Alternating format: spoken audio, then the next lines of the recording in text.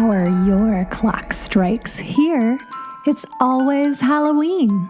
And I'm always your haunted host, Luce Tomlin-Brenner. Welcome to the first Small Frights Friday episode.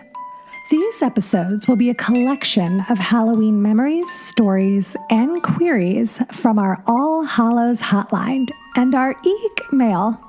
If you've got something you'd like to share, you can reach us at 802-532-3323. That's 802-532-DEAD. Or you can write in to itsalwayshalloweenpodcast@gmail.com. Now come, gather round, and turn off those lights. We have a few stories to tell you. Hello. I'm going to tell you a little story about Halloween back in 1956, when I was 4 or 5 years old. I grew up in a small farming village that was known for not only its truck farms, but for its greenhouses. Our parents, I had 3 siblings, at the time just 2, the 4th one hadn't been born yet, but our parents were somewhat strict, authoritarian, but they let us have our way with Halloween. I think back in those days, parents were not afraid their children were going to be stolen from the streets. Nobody was putting razor blades in any candy.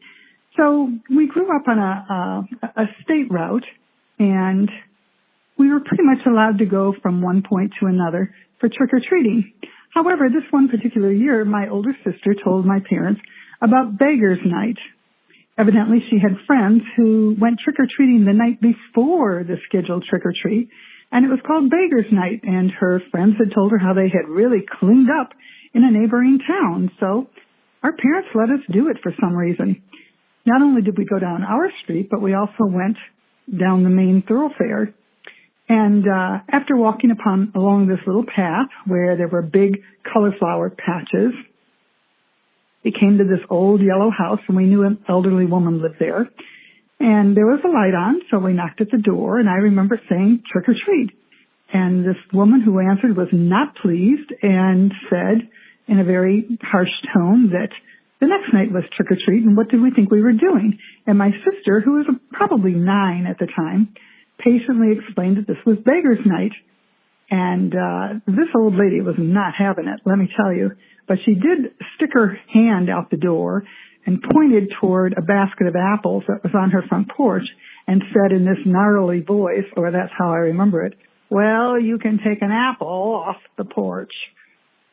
So for some reason, we thought that was a good idea, and we did. No doubt, after we got back home, we didn't eat the apple. In fact, I think whenever we were given apples, we just gave them to our parents, and my mother baked with them or something. However, we were very frightened of her, and I don't recall that we ever went back to that house in any other years, nor do I recall that we ever went trick-or-treating on Beggar's night. So I guess I wanted to share that, but I also wanted to ask you the question, have you ever heard of Beggar's night, or have any of your listeners ever heard of Beggar's night? And I'm wondering if they were more successful than we were. I think that's all I have to share, so happy Halloween. Thanks so much for your call. I actually was not familiar with Beggar's Night, so I had to look it up and dig around and see if there was any history on it. I learned that Beggar's Night is actually a regional term, and it was founded in Iowa in 1938. Supposedly, things got so out of hand on Halloween night in Iowa. There was lots of vandalism and crime, such that people were throwing things through windows, that Iowa, Des Moines specifically, instituted Beggar's Night the night before Halloween to encourage less destruction.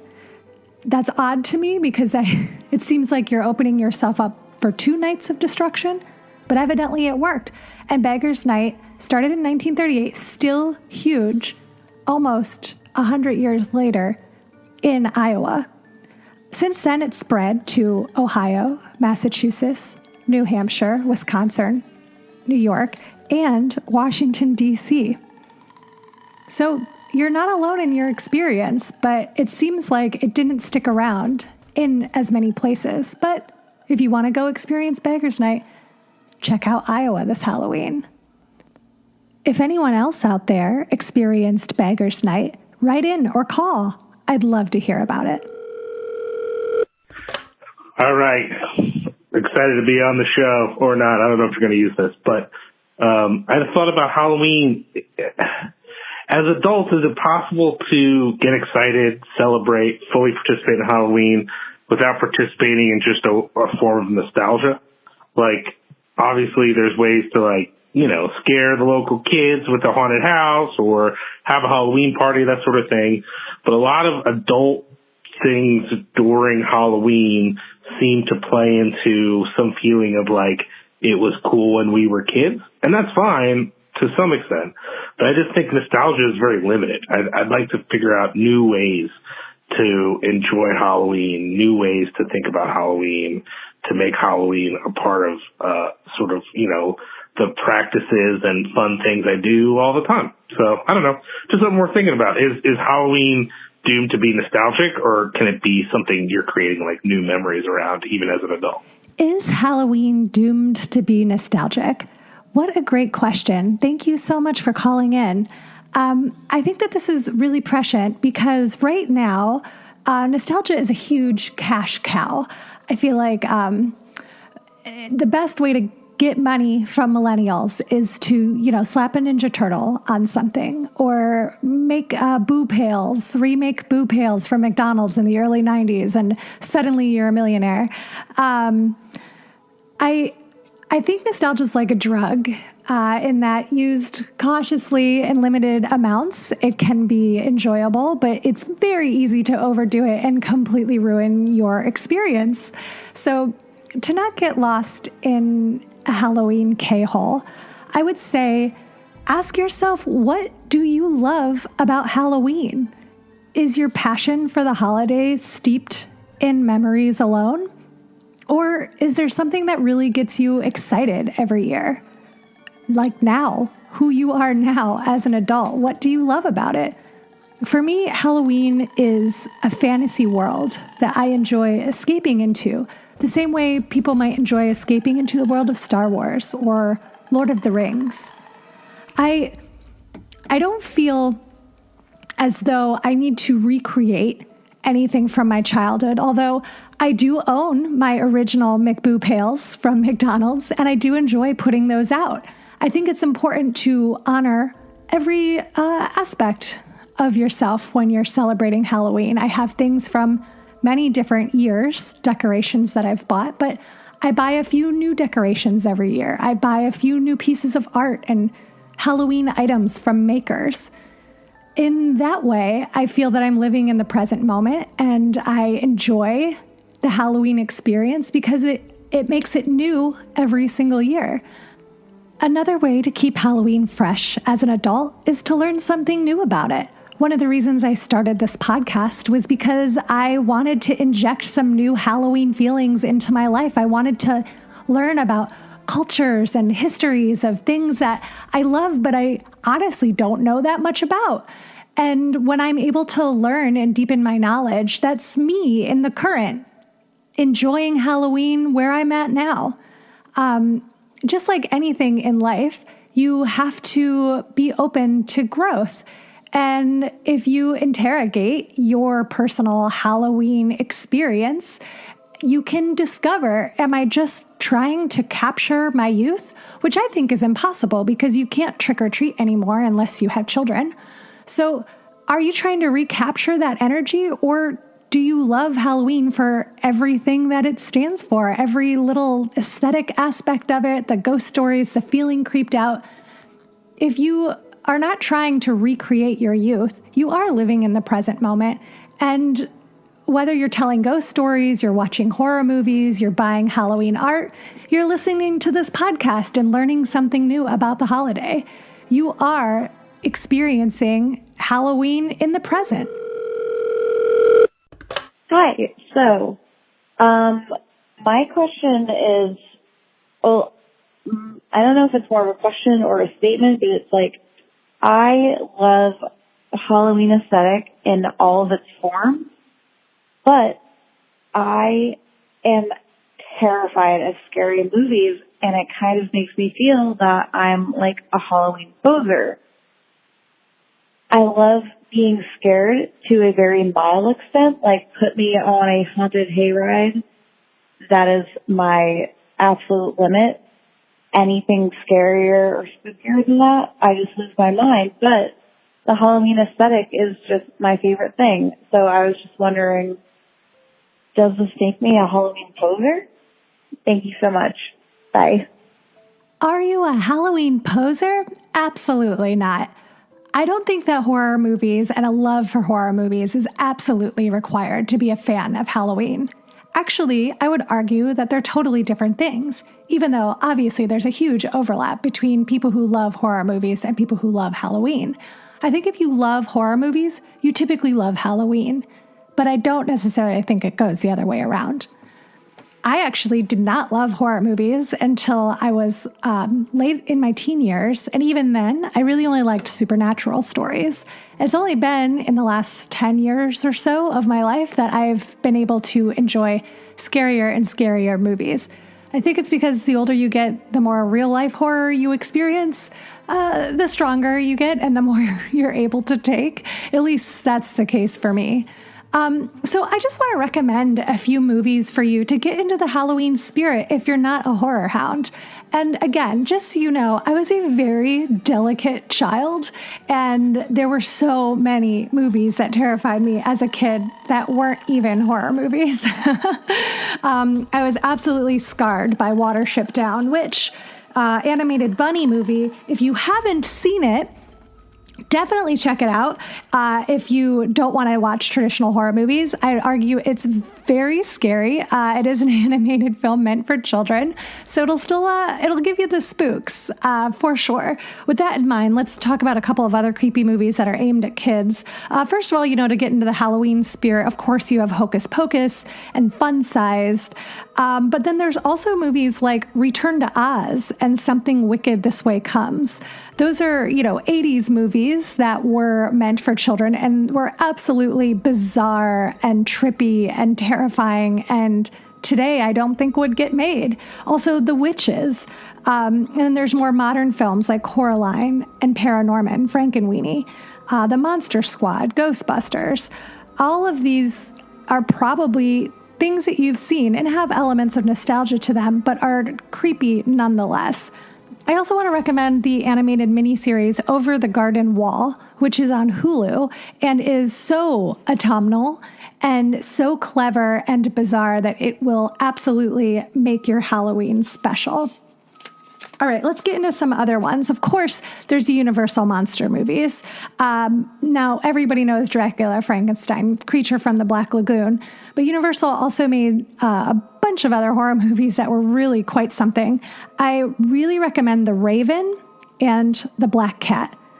Also, if you haven't gotten into Vincent Price, now's the time. House on Haunted Hill is one of my favorite movies, and I watch it multiple times a year. I also recommend The Tingler. This is a good time to get into this is a good time to get into The Haunting also. If you haven't read The Haunting of Hill House by Shirley Jackson, highly recommend. The new Netflix series is very scary. So if you are terrified of jump scares, don't check out the Netflix series. But the 1963 movie, The Haunting, very good. Creepy, atmospheric, but it's not going to keep you up at night. In that same realm, I would recommend Carnival of Souls, and also a really fun, off the beaten track, bizarre, kind of like a horror comedy called Spider Baby from the 60s. And while we're talking about horror comedies, I want to recommend a few more titles for you. So Jennifer's Body, one of my all-time favorite films, is finally getting a little bit of the attention that it deserves. Has a few jump scares in it, but is mostly very funny and also has an incredible feminist message. If you want to go more the funny route, Buffy the Vampire Slayer, the original movie that then inspired the TV show. Extraordinary is a new movie that came out this year that's very funny. What We Do in the Shadows, excellent movie, excellent TV show. Tucker and Dale versus Evil, totally underrated, super necessary. Some classics, Rocky Horror Picture Show, Little Shop of Horrors, I mean, there are plenty of things that you can watch that will put you in a Halloween mood and make you feel creepy without you laying up at night and being like, is that Toni Collette hunched in my corner about to decapitate herself? Oh, also, let's not forget documentaries. Here's a couple I really love. Hill House is a documentary about super religious kids who make those like evangelical-inspired haunted houses. American Movie is about two guys in Wisconsin who are trying to make a horror film. And Fury of the Demon, a French documentary about a supposedly cursed film from the early days of cinema. Thanks so much for calling, and get back to me. Let me know if you are into any of those films, or, give us a shout, anyone else, and let us know if you have some non-scary, still creepy Halloween horror recommendations. Hi, yeah.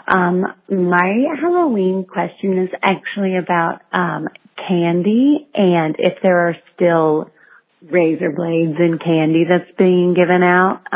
Is that a thing that we should still be worried about? I feel like it was a thing we were worried about, and now nobody's talking about it. So yeah, is that still happening? Thank you. Are we still worried about razor blades in our candy? No. We shouldn't have ever been worried about it because, in fact, it never happened. Now, this is an urban legend that somehow got woven into fact. It is starting to get debunked now, but if you were born in the 80s or early 90s, you might have been subjected to this mass social hysteria. So it all started by an op-ed that the New York Times actually put out into the world in 1970 that posited that Halloween would be a great time for strangers to try to poison children. In this editorial, one of the the author, Judy Klemsrod, just put out there, what if a kindly old lady down the block hides a razor blade inside a plump red apple? So literally this woman made that idea up, and then it infected the minds of Americans, and it spiraled out of control from there. So another thing that contributed to this mass hysteria of the times is, other than the fact that readers accepted her posits as facts, a couple days later, a 5-year-old child did die on Halloween in Detroit after consuming heroin. So early media reports said that the uncle had said that he got the heroin, or the heroin was inside his Halloween candy, and so that's what poisoned him. Then, of course, later with some investigation, the actual story was that the heroin belonged to the uncle. So the uncle made up the story that it came from the Halloween candy. It was heroin that was in the house that the child had access to, unfortunately. Then, in 1974, another child died on Halloween. This time, it was through poison that the father said was from his Halloween candy. And guess what? It actually was from his Halloween candy, but it's because the father put cyanide in the kid's pixie stick. So the child was killed by his father using Halloween candy. This wasn't a kid going trick-or-treating and some scary neighbor was handing out cyanide-filled pixie sticks. However, the story of the Houston Candyman killer loomed large in everyone's mind, and everybody freaked out that there was this person on the loose possibly poisoning pixie sticks. So as with a lot of other crime, we tend to create these boogeymen, these people that are out there that want to hurt us, the bad guy in the bushes, when more likely than not, you could be killed. You could be killed by somebody that you know. You could be harmed by somebody that you know. It's much more likely, if it's going to happen, you'll know that person, not some random bad guy out there waiting, watching, lurking, putting a razor blade in your food. And that's not to spook you, but it's just it's just to put it in a little bit of perspective. So by the 1980s, trick-or-treating everybody was very hyped up. about poison and razor blades, and hospitals were offering to X-ray Halloween candy, and PTAs were encouraging fall festivals to replace Halloween. There was even an article in Newsweek magazine that said, over the past several years, several children have died and hundreds narrowly escaped injury from razor blades, sewing needles, and shards of glass put into their goodies by adults. I mean, that's just bad reporting. So this is how this kind of spun completely out of control. Oh, I should also put some of the blame on Ann Landers, who warned in 1983 that twisted strangers put razor blades and poison in taffy apples and other Halloween candy. So in 1985, there was a comprehensive study of 30 years of alleged poisoning in Halloween candy and didn't find even a single confirmed incident of a child's death or serious injury that wasn't inflicted in the home. So essentially, no strangers ever harmed any kids with their Halloween candy. So don't worry about it. Take candy from strangers. This next one is a written comment that we received in our email. It's from Camera Viscera. He asks, how can we stop trunk or treat? Thank you so much for that question. And I think this goes along with the one that we just discussed about razor blades in apples. So trunk or treat was something that was created in white suburbs by parents who were concerned that trick-or-treating was getting too dangerous. And they wanted a way to, basically corral kids in a parking lot with cars, putting candy in trunks, and then kids would walk in this, parking lot to trunk to get candy. So like a mini neighborhood in a parking lot, except for it's light outside and there's pavement and there's absolutely no reason to be scared at all. And everybody is so freaked out for all the wrong reasons that it pretty much takes all the fun out of it. So I totally understand why you would want to stop trunk or treat. And I actually think that we should, because it stems from, again, a moral panic that isn't really an issue. Halloween, because it's scary naturally, it just becomes the bad boy of the holidays. So of course it's the most dangerous because it's naturally the most scary. However, data shows that people are way more harmed, hurt, killed, maimed on Christmas and on 4th of July, which is actually the most dangerous holiday because people are drinking and driving, people are drinking and setting off fireworks. The amount of injuries that happen on 4th of July are far and away more than anything that happens on Halloween night. So to stop trunk or treat, if you live somewhere where there is a trunk or treat, you have a good relationship maybe with the people putting it on, just posit some questions. Why are we doing this? What are we scared about? Try and confront people with data and facts. I know that doesn't always work, and it's a little naive to say sometimes, but I think it's important to encourage the people in your lives to think critically. And whether or not they're resistant to that doesn't mean that you shouldn't try. And the fact is, we don't need trunk or treat, and it is based in fiction and a moral panic that let's just encourage people that you don't need to be scared of your kids getting hurt on Halloween. If you're alive to have children and take them trick-or-treating, you know that Halloween is a fun, carefree night. So let's encourage the next generation to enjoy it.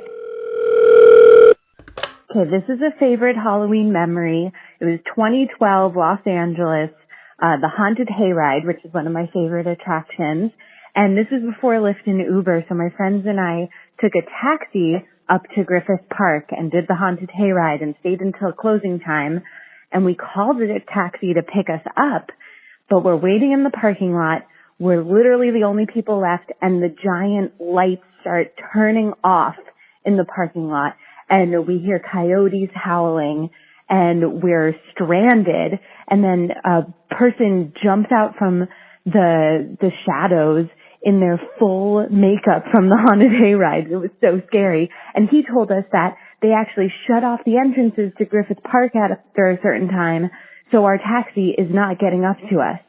Long story short, a 16-year-old who also worked for the haunted hayride gave the 5 of us a drive down the mountain in his tiny car that was filled with skeletons, fake skeletons, and saved us. But when we got in the car and he had us and it was pitch black in Griffith Park, he said, "Don't worry, I'm not going to murder you or anything."